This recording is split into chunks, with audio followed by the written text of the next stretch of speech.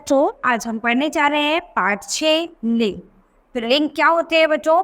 जिन शब्दों से हमें किसी स्त्री जाति या फिर पुरुष जाति के होने का बोध होता है वो हमारे लिंग कहलाते हैं। तो आइए लिंग के बारे में इस पाठ में पढ़ेंगे। तो यहाँ पर ये आपको वो चित्र दिखाए गए हैं, चित्र को ध्यान से देखिए। उसके बाद पढ़िए, माँ चाय बना रही है, चिड़िया दाना चुग रही है, पिताजी सब्जी खरीद रहे हैं, दादाजी पूजा कर रही है, दादी जी पूजा कर रही हैं, दादाजी दातून चबा रहे हैं। इन वाक्यों में माँ, चिड़िया, दादी जी आदि शब्द स्त्री जाति का बोध कराते हैं तथा पिताजी, दादाजी आदि शब्द पुरुष जाति का बोध कराते हैं। तो आप कह सकते हैं जिन शब्दों के से किसी के पुरुष जाति अथवा स्त्री जाति के होने का बोध होता है वे लिंग कहलाते हैं।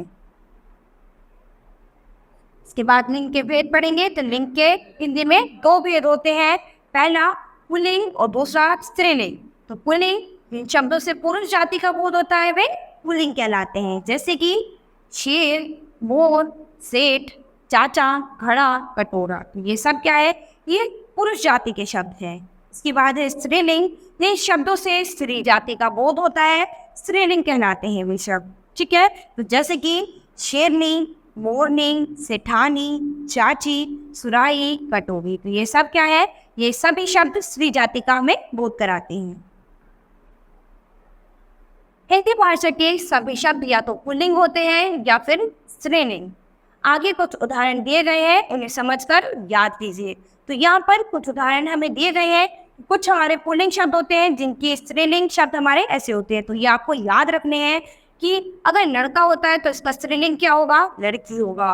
अगर अध्यापक है तो इसका स्त्रीलिंग क्या होगा? अध्यापिका होगा। छात्र है तो इसका स्त्रीलिंग क्या होगा? छात्रा होगा। माली है तो इसका स्त्रीलिंग क्या होगा? माली। तेली है तो इसका स्त्रीलिंग क्या होगा? तेलिन होगा। देवन का स्त्रीलिंग देवरानी, जेठ का जेठानी, श्रीमान का श्रीमती, चूहा का चुहिया, हाथी का हथिनी, पड़ोसी का पड़ोसन, नाना का नानी, पिता का माता, मामा का मामी, नौकर का नौकरानी। तो यहाँ पर ये कुछ पुल्लिंग शब्द में दिए गए थे जिनको हमने स्त्रीलिंग में बदला है। इसके बाद ये अभ्यास है, ये आप अपने होमवर्क में करेंगे। तो बच्चों यहाँ पर आपने पुल्लिंग और स्त्रीलिंग के बारे में पढ़ा, यानी जो पुरुष जाति का बोध कराते हैं वो पुल्लिंग शब्द होते हैं और जो स्त्रीलिंग जाति का बोध कराते हैं वो स्त्रीलिंग शब्द होते हैं। तो बच्चों आपको होमवर्क में क्या करना है? बहुत सारे पुल्लिंग शब्द लिखने हैं, उसके बाद उनका परिवर्तन करके उनको स्त्रीलिंग में बदलना है। तो ये आप होमवर्क में करेंगे जिससे आपको बहुत सारे पुल्लिंग स्त्रीलिंग शब्दों का पता चल जाएगा। तो बच्चों आज ये पाठ हमारे यही खत्म होता है। अब हम अपनी नई क्लास में मिलेंगे अपने नए पाठ के साथ। धन्यवाद।